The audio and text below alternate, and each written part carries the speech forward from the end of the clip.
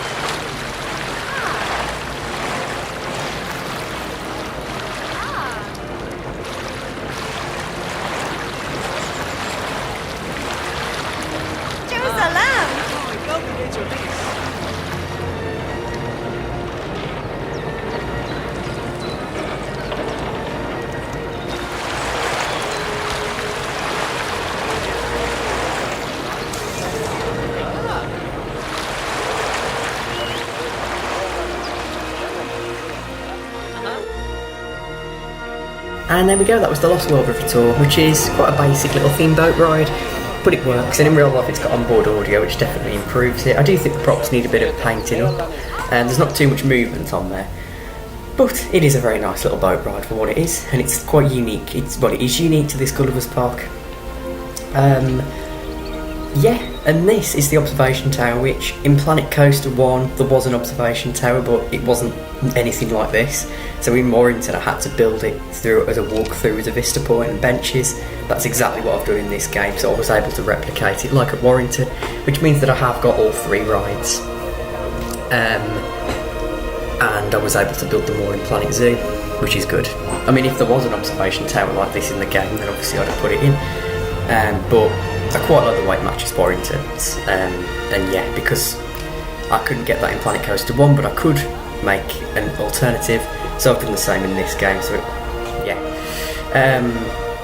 But I still class it as a ride, because it is a ride in real life, even though this is basically just a platform. But yeah, you can't really see much of a view in real life. The view is better on this one than the one at Milton Keynes, the one at Warrington, because you can see town in the distance, and you can see it's like some of the dinosaurs underneath you and a few other bits, but on there it is just trees. Here's the reptile house, which is the first animal section. So you can see you got terrapins in there. I have had to improvise with some of the animals, so because some of them are in content packs I don't own, and some animals just aren't in the game because there's so many different species in real life. So I've had to improvise with certain things. But you can see the reptile house in there. I've got all the species that were in there when I went anyway.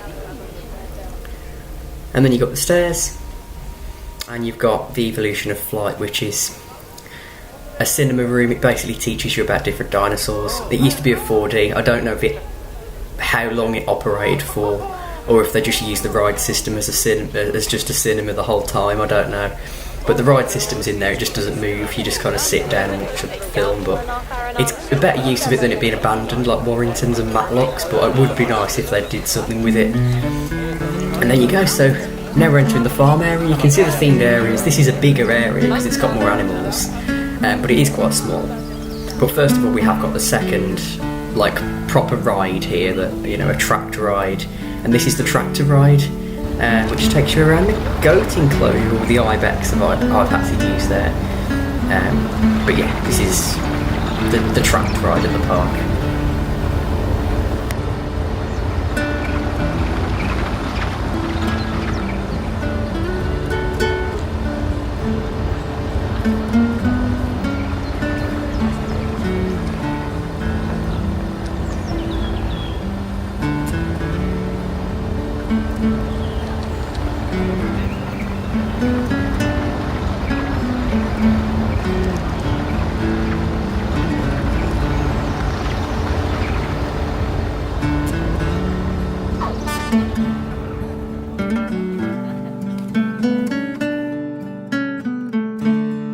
And there we go, the third ride and the second proper ride system in the game. And there we go, we've got the proper major animal area. So you can see we've got some sheep in there. Not the same type of sheep as what we have in the actual park. But again, I've had to improvise, and that's not, at least they are sheep. You will see some later on, because there's a couple of the more recent DLC packs I don't own. It's a bit of theming. There are some little props and things you can look at. Like the vegetables used to be animatronics, but they haven't worked for a while. And then we've got a smaller goat enclosure there. Well, it's actually a bigger enclosure, but it's like it's just individual goats. Yeah, some of the animals, like later on, because I don't own the most recent 2 DLCs, because I've got the season pass and they weren't included because they came out like after the year had run out. So with those, I've had to improvise and put other wild birds in there, but the enclosure's big enough and everything, I've made it suitable. And that's the crane. So yeah, I've had to make the enclosure bigger, and these are chickens in real life, but I've had to improvise because I don't own the barnyard pack. But you can see they're being fed. I do like, you see the zookeepers walking in and out and feeding, the food just doesn't appear. You do actually see the zookeepers going in looking after them.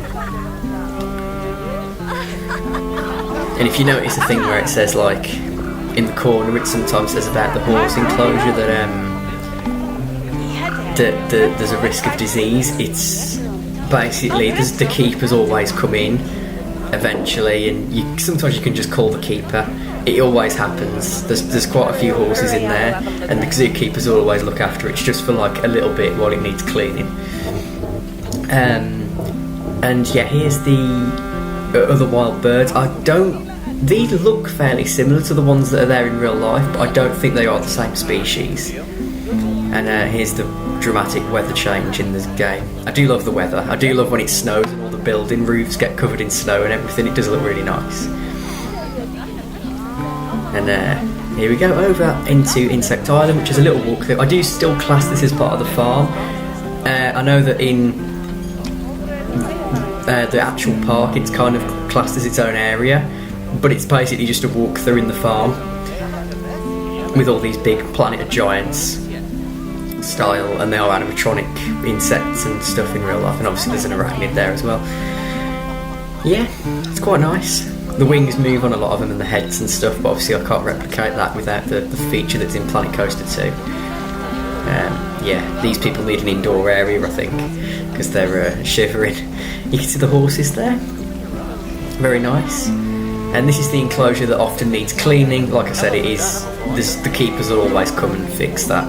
And the barriers always need fixing as well. But again, like the mechanics will always come around and sort that out.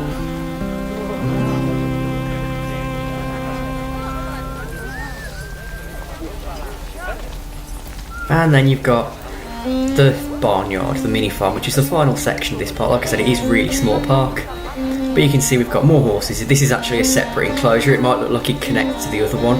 It's because you've got ponies in this one in real life, and the other one, there's actually supposed to be donkeys in there in real life, but I've had to improvise again. These are always nice, seeing all the animals in there. And you've got the prairie dogs, which is supposed to be guinea pigs, and the one next to it's supposed to have rabbits, but I've had to put badgers in. And it's also like 2 separate rabbit enclosures, I believe, in real life, but I've had to put a gap in the wall so they can flow through, because if it didn't have that and it was just this bit, that it'd be too small of an enclosure.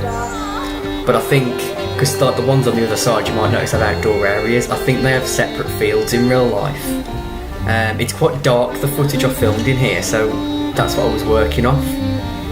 You got the goats, the ibex again. Yeah, like you can see they've got an outdoor space. I think that's a separate field that they get taken to by keepers in real life.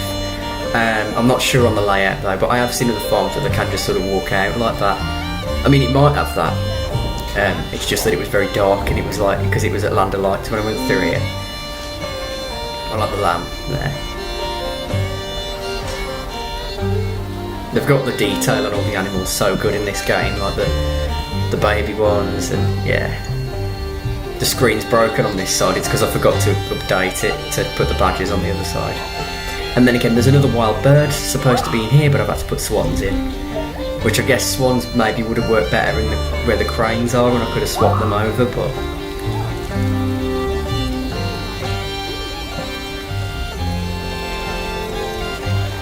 yeah, the enclosures are quite different to the real life ones just because of the layouts. Sometimes the real life layouts can't quite be replicated, so like these have to have a massive outdoor space, which isn't where the outdoor space is in real life, because they have to be able to walk between it. And that is it. Like it's a very small little park. It's not really supposed to be a full day, but yeah, I do like this park. It's underrated because, you know, it's not often classed as a separate Gulliver's Park, but it kind of is, really. And yeah, that finally, we've gone right back on form again with these videos, right back to how it was at the beginning when I started doing these. And I hope it's going to be a success, and I hope you enjoyed seeing this park, because it's been a long time in the making, and there'll definitely be more regular from this point on. More Planet Coaster 2 stuff coming up next. Like I said, Southport's next. And then, yeah, although if you haven't seen my Grand Pier one, you won't know that on my vlog. But yeah, that is next. And then I will go back to Planet Zoo at some point. I've got a few projects coming up in this game too, which is exciting.